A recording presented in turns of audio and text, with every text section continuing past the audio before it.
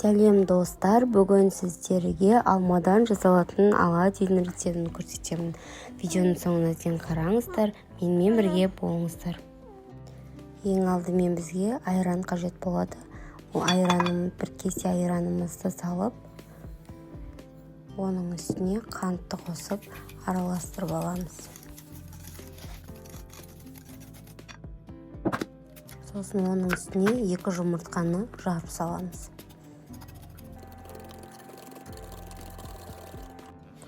Сұйық майымызды құямыз. Барлығын жақсылап араластырамыз. Енді оны бір жерге қалдыра тұрамыз. Сосын алманы біз турап аламыз.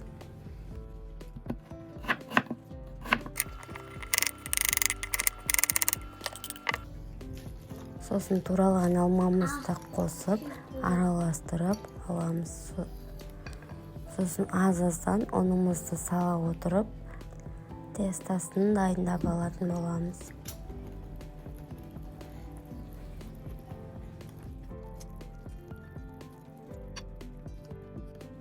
Енді оның үстіне азғантай ғана шай қасықпен қопсытқышты салып аламыз.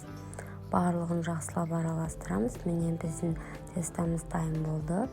Енді табанына жақсылап қыздырып аламыз. Оладьйімізді бір қасықтан сала отырып пісіріп аламыз.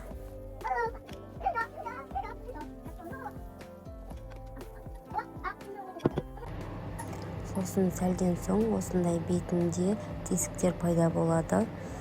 Ол кезде уже аудару қажет деген сөз.